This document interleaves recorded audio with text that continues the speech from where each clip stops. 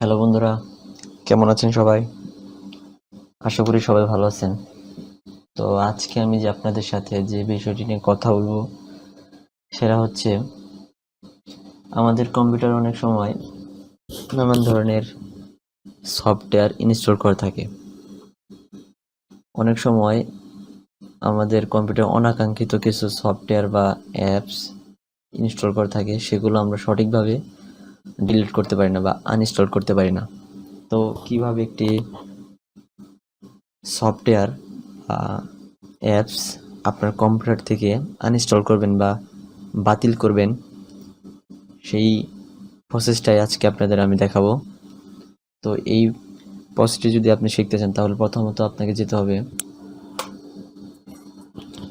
মধ্যে উইন্ডোজ অপশনে যাওয়ার পর এখানে সার্চ বাটনে লিখতে হবে কন্ট্রোল প্যানেল। যদি আপনি লেখেন তাহলে দেখতে পাচ্ছেন উপরের দিকে কন্ট্রোল প্যানেল অপশনটি এখানে দেখাবে। এখান থেকে কন্ট্রোল প্যানেল যে অপশনটি আছে সেটাকে আমাদের সিলেক্ট করে নিতে হবে। সিলেক্ট করার পর এখানে 1 2 3 4 5 6 7টি অপশন দেখতে পাবেন। সেখান থেকে আমাদের বেছে নিতে হবে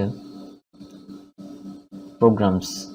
এই দেখতে পাচ্ছেন প্রোগ্রামস, তার নিচে লেখা আছে uninstall and program, uninstall a program. তো প্রোগ্রামে আমাদের ক্লিক করতে হবে। এখান থেকে প্রোগ্রামস অ্যান্ড ফিচার্স এই অপশনটিতে ক্লিক করতে হবে। ক্লিক করার পর আমাদের যে মূল বিষয়টি সেটা এখানে দেখাবে, অর্থাৎ আপনার কম্পিউটারে যে যে সফটওয়্যার আপনি ইনস্টল করেছেন বা যে যে সফটওয়্যার রানিং চলতেছে সেই সফটওয়্যারগুলো এখানে সব আপনি তালিকা সিস্টেমে দেখতে পাচ্ছেন।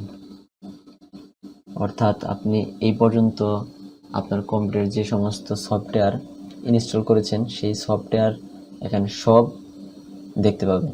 এখান থেকে আপনারা ইচ্ছে মতো আপনাদের সফটওয়্যার আনইনস্টল করতে পারবেন। যেমন আমি যদি এই সফটওয়্যারটি মাইক্রোসফট ইডিজি এই সফটওয়্যারটি যদি আমি এখান থেকে আনইনস্টল করতে চাই তাহলে কি করতে হবে, সেটাকে সিলেক্ট করতে হবে। সিলেক্ট করার পর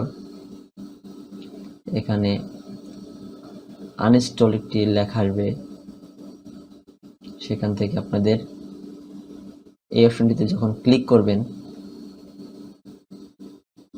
তখন আপনাদের